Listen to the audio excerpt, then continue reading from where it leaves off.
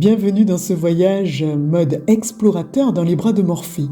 Un voyage de 3 jours. Ici, pas de blabla, des informations pratiques et des propositions d'action pour être plus doux avec soi.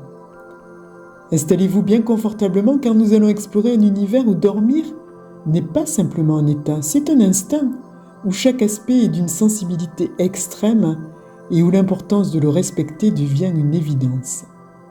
Je m'appelle Nathalie Delon et depuis plus de 10 ans, j'accompagne en cabinet et en visio pour permettre à un plus grand nombre de se reconnecter à soi, à son cœur, à son âme, calmer le tumulte de l'esprit et retrouver la joie. N'hésitez pas à vous abonner à ma chaîne YouTube Rêve de sommeil pour recevoir automatiquement toutes les nouveautés. D'ailleurs, le parcours Boost en énergie positive est toujours accessible sur la chaîne. Bien sûr, tous vos commentaires sont les bienvenus et merci d'avance. Par ailleurs, j'ai aussi concocté un programme totalement personnalisé autour de l'anxiété et du stress, car comme vous le verrez, stress, anxiété sont un cocktail qui forme un piège pour nous empêcher de trouver un sommeil profond et réparateur. Pendant ces 3 jours, je vous propose de refaire connaissance avec les bras de Morphée, car un des ingrédients essentiels pour retrouver la joie, c'est le sommeil. Comme les fils invisibles qui tissent un tapis céleste, le sommeil unit toutes les créatures du règne animal. Les éléphants ont besoin de 2 fois moins de sommeil que les humains, puisqu'ils ont besoin de 4 heures par jour. Les tigres et les lions en dévorent pour leur part 15 heures par jour. Une espèce de chauve-souris, la chauve-souris brune, surpasse tous les autres mammifères, n'étant éveillé que 5 heures par jour, donc endormi 19 heures sur 24. Tristement, les êtres humains sont la seule espèce à se priver délibérément de sommeil sans compensation légitime. Donc vous entrevoyez déjà pourquoi ce parcours se nomme sommeil hypersensible ? Avant de plonger dans les détails, je vais vous proposer de répondre à cette question.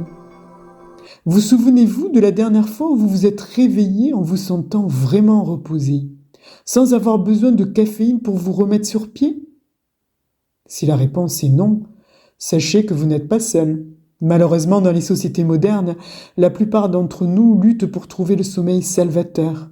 Seuls dans l'obscurité de la nuit, avec pour seule compagnie le vacarme incessant de nos pensées tourbillonnantes autour de problèmes à résoudre, d'engagements à tenir, et bien d'autres choses encore. C'est une expérience solitaire qui nous laisse souvent nous sentir comme des voyageurs solitaires dans un désert sans fin. Et bien dans tous les pays développés où on s'apprête à regarder Netflix jusqu'à tard dans la nuit, environ 2/3 des adultes se débattent pour atteindre les fameuses 8 heures de sommeil que l'OMS recommande. C'est comme si notre capacité à fermer les yeux et à rêver était devenue une sorte de compétition internationale où on est tous un peu perdants. Donc oui, le sommeil est devenu une question hypersensible dans cette grande pièce de théâtre qu'est la société moderne. C'est comme si on essayait tous de jouer les super-héros en se privant de nos super-pouvoirs de sommeil. Et ça finit souvent par ressembler à une comédie musicale où tout le monde est juste un peu grognon. Et en parlant de super-héros, eh bien, une catégorie de super-héros, pour briller, a besoin d'un peu plus de sommeil. Surtout si vous vous sentez comme un étranger dans un monde d'étrangeté, mal à l'aise lors de festivités ou dans des réunions professionnelles avec un esprit vagabond dans tous les sens. Vous êtes peut-être une âme hypersensible, où chaque interaction est comme une brise légère sur une peau nue. Votre sommeil est comme une éponge absorbant les stimuli environnants et réagissant avec une réactivité surprenante. C'est un peu comme une licorne essayant de jongler avec des balles enflammées, imprévisible et toujours fascinant à regarder. Et pendant que nous jonglons avec nos oreillers, la philosophe Cynthia Fleury nous balance une vérité bien croustillante. En ce moment, toutes les âmes traversent un sacré marathon.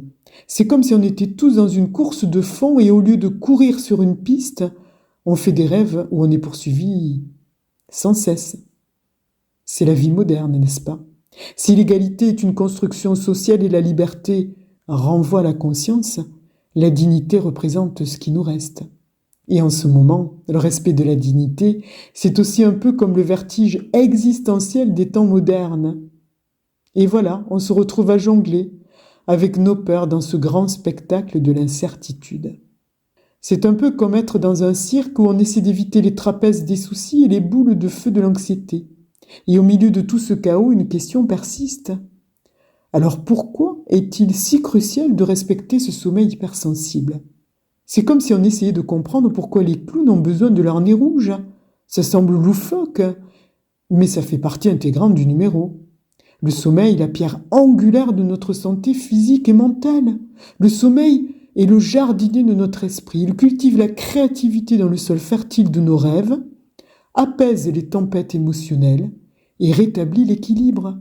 En négligeant notre sommeil, nous risquons de laisser nos jardins intérieurs se flétrir, priver nos esprits des fleurs de la pensée et de la beauté de l'imagination. En négligeant notre sommeil, nous compromettons notre bien-être global et sapons notre capacité à fonctionner pleinement dans notre vie quotidienne. Alors comment pouvons-nous honorer ce sommeil hypersensible et lui offrir le respect qu'il mérite ? Au cours de ces 3 jours, nous plongerons dans les profondeurs de la nuit, explorerons les méandres de l'esprit endormi et je vous proposerai des actions concrètes et quotidiennes. Nous verrons lors du premier jour ce que représente le sommeil, comment il fonctionne. Et nous verrons aussi ses bienfaits. Le deuxième jour, nous décortiquerons les cercles vicieux qui perturbent notre sommeil, bien sûr en dehors de problèmes médicaux. En troisième journée, nous aborderons l'estime qu'on a pour soi, car l'important est de ne pas être encombré par l'inquiétude. En conclusion, cher ami du sommeil hypersensible, rappelez-vous que chaque heure de sommeil est une occasion de renouer avec votre être intérieur et de rétablir votre équilibre. Souvenez-vous, une bonne nuit de sommeil peut transformer votre vie. Une sieste peut être le remède à vos tourments et un rêve peut vous guider vers de nouveaux horizons. Merci pour votre attention et que vos rêves soient aussi vastes que l'univers et aussi doux que le baiser de la lune. Bonne nuit à tous.